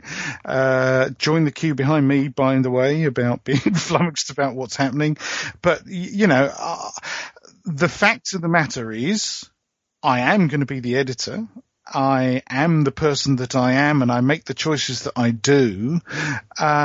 If you choose to completely ignore what I've said in this podcast and elsewhere online and whatever, it's your right to do so. You have every right to think I'm a lying so-and-so who's just kind of making it all up, and somehow I'm going to deliberately kind of sabotage your magazine. But let's be grown up about this. That wouldn't be sensible, would it? And I think I've made it clear enough that my attitude is incredibly inclusive, and I just want to make a great magazine. I want to make a great magazine that not only I and you want to buy, but all wargamers. It's as simple as that. I naturally want to create a magazine that people who buy Wargames Illustrated will also like. I want to create a magazine that readers of Wargames Strategy and Strategy will also like. So I'm not saying don't buy those magazines. On the contrary, it'd be lovely to think that you can buy all of them. Why not? And I get on tremendously well with Dan at Wargames Illustrated and with Jasper at Wargames Soldiers and Strategy. I wish I saw them more often, to be honest. And I think that it's good that we have different magazines that reflect different tastes in wargaming. But as I say, the job I see for miniature wargames is perhaps more than any of them to be the flagship of the hobby, to be the one that is truly all-encompassing and inclusive, and that will be reflected in the content of the magazine.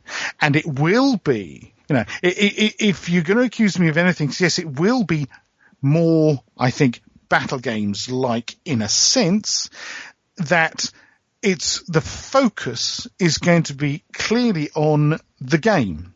So where we have historical articles, because I know that at the moment Miniature Wargames has carried a lot of quite long historical articles. In fact, picking up this current issue, I can see that there are some quite long historical articles. What I'd be hoping to do there is to be able to increase the balance, which is talking about gaming those historical incidents, battles, campaigns, whatever they are. Yeah. Because I think that nowadays, and I think I've said this before, everyone has got access to Ospreys. Everyone's got access to, Wikipedia and all the other things that are online. Most wargamers, in fact, most wargamers of my ken, as it were, have really quite enormous libraries of historical books about various, battles and campaigns and what have you. So therefore, what you have to ask yourself is, if you've got an article about, say, I don't know, the Battle of Salamanca, this is just plucked out of the thin air, the Battle of Salamanca, in a magazine, what does it bring to the table, as it were? I mean, almost literally, pardon the pun, what does it bring to the table? More than, say, an Osprey book? And the answer has to be, well, it's about the war game. It's about how, here's some details of the battle and the campaign. How do we set about reproducing that on the tabletop? How do we set about reproducing that as a club project? How do we set about, doing this amongst our friends? Those are the kind of details that I would want to, find in a Wargames magazine, so that, say I read an article about the Battle of Salamanca, I'd come away from that thinking, right, okay, I now know how to do it, before I wasn't sure. It was just, this big battle report with, huge order of battle. But, now I know, right, these manufacturers do these things.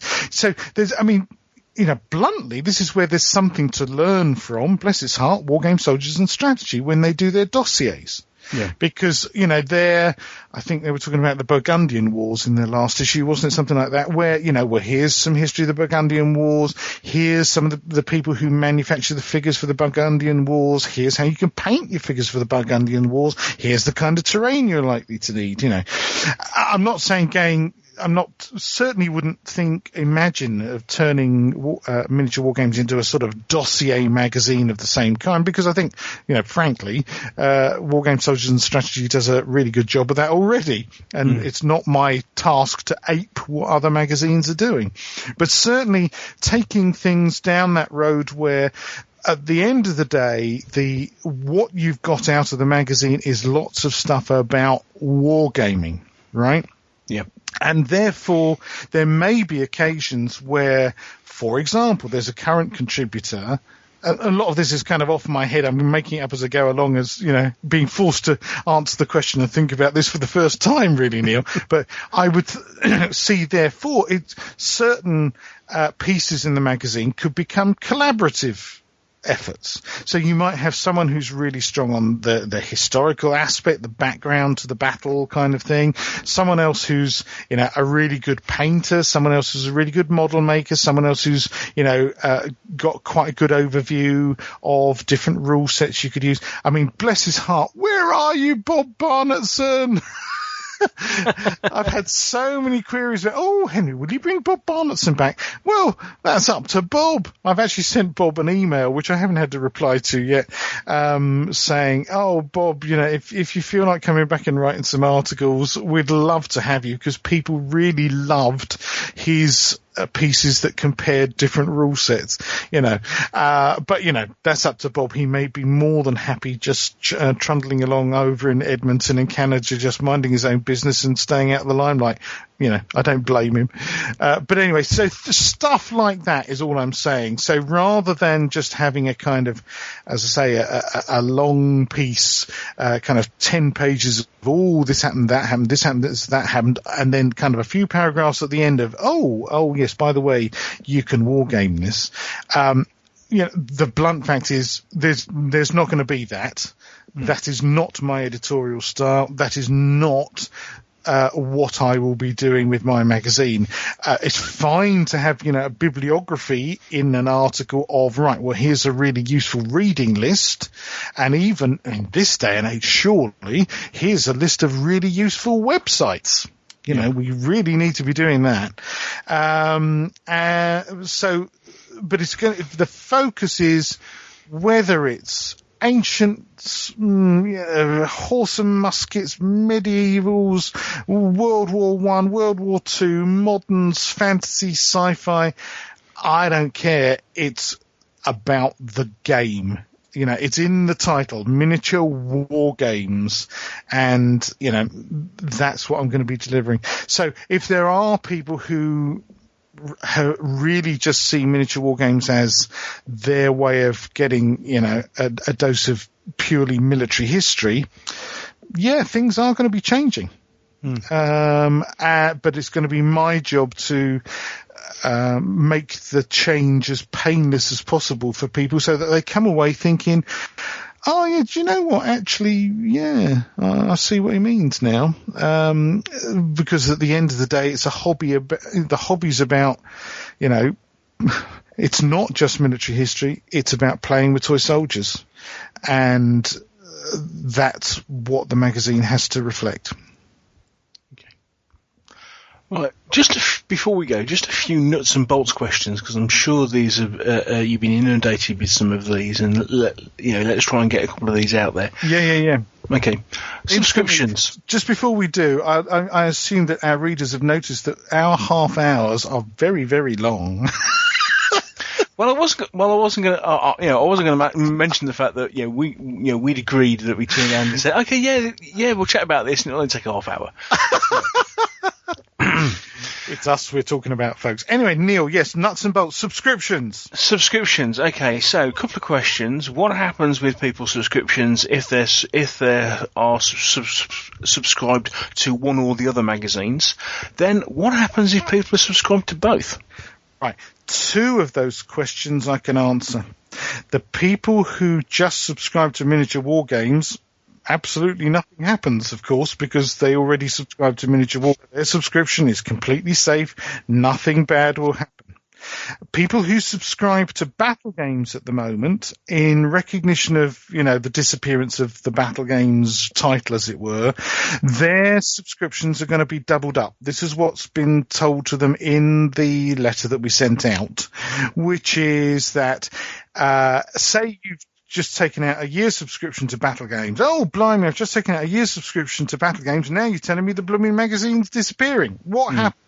The answer is your subscription is going to be transferred across to the new Miniature Wargames, and you will get twice as many issues for your money. That's a good thing. Instead of 6 issues of Battlegames, you will get 12 issues of Miniature Wargames. So what I would suggest is, it couldn't possibly be me saying this, but if you're currently a Battlegames subscriber, get your resubscription in as soon as you can. Now, if you're a subscriber to both, it's complicated. And the blunt fact is, Neil, I don't know the answer. In fact, for some reason, it hadn't dawned on us, me and Atlantic Publishing and Warner's, the distributors. Obviously, there are a certain number of people, though I have to tell you it's a comparatively small number, who subscribe to both. Those people, it's being worked out right now. As soon as I know a definitive answer to this, and we're talking at the moment on the evening of Friday, what's the date today? 15th of February. So within the next kind of week or two, this is all going to be worked out. We will be communicating what the answer is.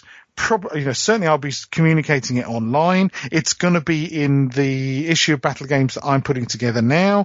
It's probably also going to be in the last issue of Miniature Wargames that Andrew puts together, and certainly in the first of the new issues of Miniature Wargames that I'm putting together. Excuse me. All these details will be made clear. The bottom line is, of course, we're going to ensure that there's no way on earth that you lose out. And the simplest thing is probably going to be that, we're going to take the pro rata what's left of your Battlegames subscription and tag it onto the end of your Miniature Wargames subscription, something like that. Right. So we're saying, let's say, okay, you 3 issues left on your Battlegames subscription, but we're doubling that up to make it 6 issues, and you've got, 8 issues left on your Miniature Wargames subscription, so we take the 8 and add it to the 6, which makes, how's my math? 14. It's all on the fly, folks. Probably end up with something like 14 issues of Miniature Wargames before you then have to resubscribe. Does that make sense? I think it does, remarkably. But as all this is going to be communicated within the next couple of weeks. It's all being sorted out now. All right? Right. Okay. So that kind of covers paper stuff. I came across Miniature Wargames app the other day on my new piece of hardware, and I thought, I was at one point, I was very, very close to taking out a digital subscription. What happens digitally? Battlegames app now as well. How ironic is that? No sooner have they produced a Battlegames app than it disappears. Oops. App as well. I'm sure that'll have to just be offset against losses or something at some point. I don't know. Anyway, if you've got a digital subscription, basically the same kind of thing is going to be worked out, whether it's digital or paper, that they're going to make sure that basically you don't lose out. Obviously, the Battlegames app, I imagine, is just going to be canned, in a few weeks' time, because there's no point it existing for the time being as a standalone app. Although I have to say, because what we haven't said at any point in this, Neil, is and I really need to, it's like a footnote. I need to stick a footnote at the bottom of one of the pages that we've whizzed past, which is Battlegames will continue to live on as a brand. Right. There will be Battlegames special editions. For example, are you listening, folks?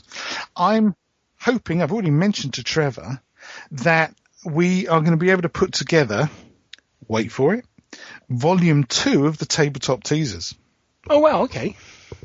That'd be nice, wouldn't it? Yeah. Now, that's the kind of thing where the Battlegames brand is the deal. So things like that, special editions, guide to this, the Battlegames guide to that, and of course my Battlegames Combat Stress Appeal. That the name stays for that because everyone knows it as the Battlegames Combat Stress Appeal. Most importantly, in fact, Combat Stress know of it as the Battlegames Combat Stress Appeal, so that will stay as the brand for that. But anyway, coming back to digital editions. So digital subscribers will not lose out again, and this is even more complicated because this involves then exact editions and all their malarkey. Yeah, because I mean, obviously there'd be some concern over the fact that if Battlegames is disappearing in the way that exact editions work with stuff, won't people actually lose access to what they bought digitally? We're going to sort something out about that. Now, I hate to use this word, but PDF. Now, because people already know that for the miniature Wargames back editions discs, they still use PDFs, right? So if you buy, and I think it's actually Andrew Hubbock and his, I've forgotten what it's called now, the name of his company, but anyway, his company has the rights to sell all those back issue CDs of miniature Wargames going back to year dot. And I think going to continue to be the case. That's because Andrew still owns Pyrene Publishing. That's the company. So I think that still comes under his aegis. So I would imagine, I can't see Trevor Atlantic having any objection to me effectively producing a Motherload Plus, if you want to call it that. If you remember, whenever it was, a year or two ago now, I produced the Motherload, which was issues 1 to 24 of Battlegames plus the tabletop teasers. Yeah. And obviously it would be pretty simple for me to say, well, actually, let's turn, either a single CD-ROM, DVD or whatever with every single issue of Battlegames on right up to what will be the last one, issue 34, an extension one, so you've got from issues 25 to 34. All right? Mm-hmm. So the bottom line is, I'm sure we can sort that out. I might even be able to make it available as a download from my blog. I really don't know the answer yet. On my pile of things to do, at the top, I've got to be honest, folks, right at this second. Okay. But also, I'm not going to say too much on this topic, but I know that with Battlegames, when Atlantic took over, there was, and has continued to be, quite a lot of hoo-ha about whether people like the the exact editions, a digital version of Battlegames, or whether they preferred PDFs. All I can say at this stage is that just because I've gone quiet about it online doesn't mean that I haven't continued to kick up a stink about it behind the scenes. All right? Right. Okay. I am awaiting a final outcome of those discussions. The concern from Atlantic Publishing has not been a trivial one, actually. What I've learned is that those of us who've just, produced PDFs willy-nilly of all sorts of stuff over the years perhaps have been ignoring some of the finer legal points. Not deliberately, but because we haven't been necessarily aware of them, to do with the inclusion of fonts, that's typefaces for people who don't know, encapsulated in PDFs.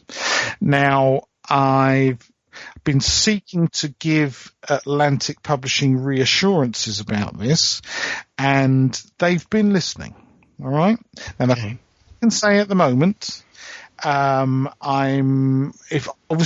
I'm able to make an announcement with any further details about this, I will do so as soon as possible, because again, it's important not just to me, but also to Atlantic Publishing, that we make the new miniature war games as accessible as possible to as many people as possible in as many formats as possible. And obviously, from my point of view, as you know, Neil, I like PDFs. Lots of people like PDFs. There's lots of, the internet's awash with PDFs. So, if there's able to be any kind of development on this, I will let you all know as soon as I can. All right? Okay. Right, I'm just trying to think if there's anything at this point we haven't covered, because I was going to ask about, is there a possibility of getting the hold of every single edition of Battlegames, and you've already answered that one. So I think, actually, at this point, we pretty much covered everything that I was hoping to ask you about. Really? It's only 2 hours, Neil. Stopping is for wimps. I'm sure I can edit it down to 20 minutes. It could be that people go, we don't need to listen to any more of those View from the Verandas then, do we? We've got this huge Meeples and miniatures now. But yeah, I think, obviously as people would have seen, Neil, I'm highly visible online. I've been dashing around here, there and everywhere trying to answer as many questions as I possibly can. The core thing to take away from this for everyone is, yes, it's come as a big surprise. It's come as a bigger surprise to me than almost everyone else. The only other person to whom I would suspect it's come as a really bad surprise is Andrew Hubbock. And, my thoughts go out to him at the moment, as I'm sure, many other people will be sympathising for him in this situation. But we have to move on. My intention is just to make a cracking magazine. I want to make a magazine that as many people as possible really like. I accept that some people aren't going to be happy with the changes, but that's life. And in the meantime, I'm hoping that, if enough people listen to this podcast, it will mean I can have relatively a little peace and quiet, please, to try and finish the last issue of Battlegames. And then to start, because I'm going to have to start work straight away on the first of my issues of Miniature Wargames. Right, okay, so that is going to be, I believe, issue 361? It's the issue that's actually going to be launched at Salute. Right. On top of all this, if I can just tag something on the end of another. First of all, I'm going to try to get to the Cavalier show in Tunbridge in Kent on Sunday, the 24th of February. Now, if people have never been to this, it's a lovely little show. It used to be held in a school, and it was a bit kind of cramped, and people bashing each other's elbows, walking around corridors and classrooms and stuff. It's now moved to a kind of I think it's called the Angel Centre, at Tunbridge Railway Station. It's a lovely show. For me, I can't make it to York, sadly, because York is just a huge distance from Brighton and Hove. But so Cavalier's kind of the first show of the year for me. And it's really, really friendly. And, if you live kind of in the southeast area, I thoroughly recommend that you get to it. Sunday the 24th of Feb. It's only literally, I think it's about £3 or £4 to get in, and a chunk of your contribution, folks, goes to combat stress. The guys at the Tunbridge Wells Wargames Society have been brilliant, and have been every year they seem to manage to collect, several £100 that goes to the combat stress appeal. So, folks, it's a brilliant cause as well as a really nice little show. Loads of parking, by the way, and it's free parking on a Sunday. That doesn't often happen. No, indeed. You're able to get along. The second, well, and of course the added draw will be, it is probably the last time you'll be able to see Henry in a red t-shirt. Moo. It is Izzardish moment there. Moo. Yes. I shall be wearing my red t-shirt probably for the last time. Mind you, it's fallen to pieces almost. And in fact, I think that Dave Brown, he who wrote General de Brigade, is turning up as well to hand me another check for Combat Stress, because very kindly they put on a huge game. Was it Borodino? I forget. It must have been. I think it was Borodino end of last year. They put on a huge game, Loughton Strike Force and Dave Brown and Eckler and that mob. And they all stumped up some money for Combat Stress as well. So that's, tremendous again. Yeah, I'll be there with my camera. The lighting I think we talked about this before, the lighting in the main hall is a bit peculiar unless they've changed the light bulbs now. But it's just really friendly. It's a really nice place. They've got a little kind of tea bar thing, and it's just a really nice little show.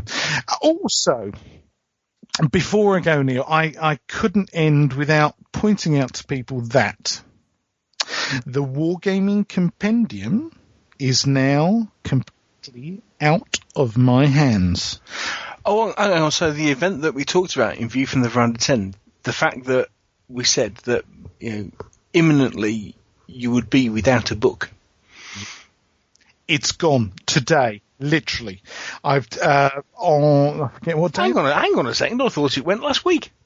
No. It went off to my editor at Pen and Sword. Then went through it with a very, very, very, very, very, very fine tooth comb, and irritatingly found some typos. But it all was, thank goodness. It was 99% of it was, there's a space missing here and a little typo there, like typing or instead of, and some of these other weird things you do with the keyboard. And even in spite of the fact that 1, 2, 3, 4 people had already gone through and proofread it, there was, Phil Sidnell, my editor at Pen and Sword, is phenomenal. Absolutely phenomenal. He still managed to find, a couple of dozen tiny little bits, but it was just a couple of dozen. So that all being done, then over the last day or two, I've been doing because I've been doing all the final artwork as well. So I then have to go through and make sure the images are in the right CMYK format. People who do this kind of thing will understand, making sure everything's the right resolution and color mode and what have you. And literally, so there's this gargantuan, I think it was about 350 megabyte file today to the Pen and Sword, who are then sending it on to the printers, and it's going to be printed, folks, I think in India. But India. Now there's a chance, and it's a very, very, very outside chance, I've got to say, that it might arrive in time for Salute. Cool, you heard it here first. I've got to be honest, if it does arrive at Salute, can you imagine? There's me having to do all the promotion of the new look miniature war games, try and wander around and get some photos of some nice games, and presumably be signing books for people as well. I think I'm going to need a wheelchair. I think that could actually finish me. But anyway, you've heard it here, folks. The book is gone. The book is off. It's off my desk, and it's been really weird. It's kind of, I suppose I can mark that on my computer as archive stuff now, and it's gone. Yeah, but under the circumstances with everything that's happened, I suppose the other comment is it's a blooming good job. Thank God. I mean, really, Neil. I can't tell you. There's part of me who's kind of, whoopee, wow, that's amazing. And there's another part of me who's, where's my bed? I'm just so tired. Yeah, it's the same. I know you put comments up on a couple of blogs saying, this thing, you've been living with this thing for, 4 or 5 years or what have you in total. And, as I say, all of a sudden, you suddenly discovered that you now have a completely full-time job just doing this thing every month, and just at the point of, at least you still haven't got that final push of, I still got 30, 40 odd pages to complete on the book, or I've still got to do this article and take all these photos and stuff. At least that is done. So, congratulations, mate. Thank really you. good, really well done. appreciate that. And again, the proof's going to be in, folks. It's looking through it now, kind of, God, did I write that? Jeez, it's huge. It is. It's an enormous book, and even just clicking through it with your mouse takes several minutes of clicking. Just click, click, click, click, click. 520 pages it turned out to be. So yeah. Anyway, I hope to goodness people like it when it comes out. I think that's as much as I can tell you, my friend. Okay, well, I mean, Henry, thank you so much for in what has obviously been a hugely busy week, finding the time to come and chat. Exactly what's been going on, and thank you for being so candid with your answers, and hugely appreciate you spending this time and explaining what's been going on. You're welcome, Neil. It's kind of been a pleasure. I mean, it's always a pleasure talking to you. It's given me the opportunity to kind of literally kind of spill my guts, folks, this really is everything I can possibly tell you. There's anything that I haven't told you, I don't know yet. It's the only reason I haven't said anything about it is literally I don't have the facts yet. So things like, the subs and this, that, and the other, I just don't know at the moment. But as soon as I do know, I will be telling you. All right. Fab. Oh, so once again, Henry, thank you so much for your time. Last thing to say is all the very best as editor of Miniature Wargames. I'm sure it's it's certainly a challenging thing to do, and obviously from moving on to a monthly schedule and everything you've got to put together for this new magazine, you've already hinted at some of the challenges and the pressures involved. I really want to wish you the very best of luck. My thoughts of best wishes are with you, and I really hope it works out. Thank you. And as Tony Blair said, it's not a time for sound bites, but I feel the hand of history upon me. I do, in a sense. I'm fully cognizant of the fact that this is 30 years and 360 issues, and the baton's been passed from Duncan McFarlane to Ian Dickey to Andrew Hubbock and now to me. It's quite a responsibility, and I'm just it's kind of exhilarating and terrifying all at the same time. So your best wishes are much appreciated, Neil. Okay, well, great. Thank you for your time, Henry, once again, and hopefully we'll speak to you very soon. Okay, cheers, Neil. Cheers.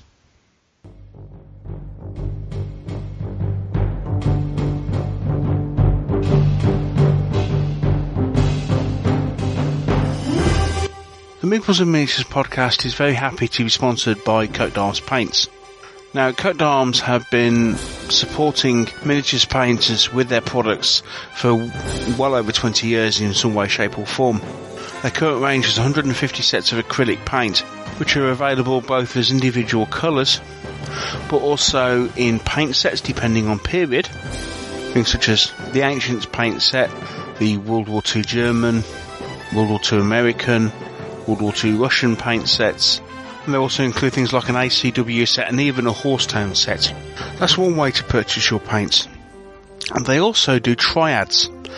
Now, if you're a fan of the three-colour system, made famous by the likes of people like Kevin Dallimore, you may like to purchase your paints with a dark shade, a medium shade and a highlight. And the triad system from Coat d'Arms allows you to do this. They also have ranges of textured paints called Brushscape, which allow you to paint from textures onto bases as well as colour. And these are ideal especially for smaller scale models. And if you're a fan of the dip method of painting, then Coat d'Arms have their own product available called Super Shader. This is available in light brown, dark brown and black. Coat d'Arms Paints have a whole range of products available to try. Check them out at www.blackhat.co.uk and be sure to tell them that we sent you.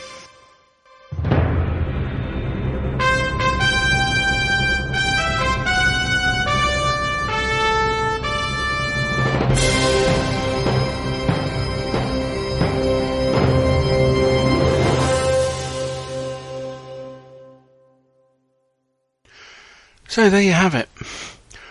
What I hope was a comprehensive chat about what's been going on with miniature wargames and battle games, and an overview of what the situation is and what we can expect moving forward. At this point, I also have to talk to you about my involvement in the magazine as well. As some of you may be aware, for a while now, several issues, I've been writing the Forward Observer column for Battlegames, and I also write reviews for the Battlegames magazine. That role will be continuing in the new miniature wargames. So I will be writing a column, an opinion column, or however you want to put it. Whether it's going to be called Forward Observer or whether it's going to be called something else, I have absolutely no idea at this point of view. But Henry has approached me and asked if I would like to continue writing that column. It's a challenge for me. Writing is not my first media, and so it's, I suppose, part of my continued learning process in this whole thing. But I can say that I will be involved in miniature wargames, in writing that column, continuing to do reviews, and perhaps some other bits and pieces as well. That is liable to have some impact on things surrounding the podcast, especially as I get life worked out around new schedules of reporting, what have you. I think actually the biggest thing that it will affect, I said that I really wanted to make sure that I updated my blog several times a week with new stories and views and a few other bits and pieces. To be quite frank, I think I'm in a position where if I get that sort of thing, that's something I'm going to be writing about in the magazine. There's obviously going to be things that fall outside of that particular remit, which I'll still be flagging up and what have you, but an awful lot of what I probably would have been blogging about, I'll now be needing for writing material, if you like. So the blog may not have the updates that I originally intended to do and I was thinking about doing for this year. So that is a change there. As far as the podcast is concerned, I'm going to, best endeavours to keep on with things. It's something I'll when we come and do this feedback show that I've got in line to do and talk about, I'm going to discuss a little bit more in depth what my thoughts on what my plans are for the podcast this year and the sort of thing you can expect. Okay, but in the meantime, I hope this interview's answered your questions as far as what's happening with the magazine. And as has been flying around an awful lot, and as Henry said himself, ultimately in all this, the proof of the pudding is in the eating. I think for everybody concerned, it will be a case of, it will be different, it will be something new. We're still in a situation where we're really not quite sure exactly what to expect, except for the fact that, from my own personal point of view, I know what Henry's like as an editor. People who've read Battlegames magazine know what he's like as an editor, and I thoroughly expect he will do a very good job. And I'm really looking forward to seeing the new magazine. So, rather than prejudging things, there are some people out there that have prejudged it already. I would suggest at the very least pick up a couple of the new issues, and then by all means, if you don't like it, say why you don't like it or what have you. And I'm sure Henry, will have his ears open to be listening to feedback and what have you. But don't prejudge it before you've even seen a single edition, or say don't prejudge it even just by seeing what you've seen from Battlegames. I think it's going to be something new, something different, and I'm looking forward to it. So all that's left to be said, thank you very much for spending the time to listen. Take care. I hope to be having another podcast for your listening pleasure in the very near future, and in the meantime, happy gaming. I'll speak to you very soon. Bye.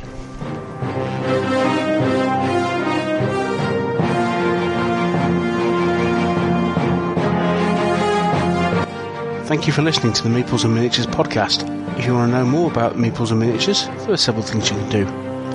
First of all, you can visit the website at www.meeplesandminiatures.co.uk. If you want to contact the show at all, you can email me at neil@meeplesandminiatures.co.uk. You can follow the show on Twitter. Simply look for M&M Podcast or click the follow us on Twitter button from the website. We also have a group on Facebook. That's the Meeples and Miniatures Podcast Fan Club. Again, follow the link from the website. And finally, if you want to help to support the show, you can always donate to the podcast by clicking the PayPal button on the donate page, again found on the website.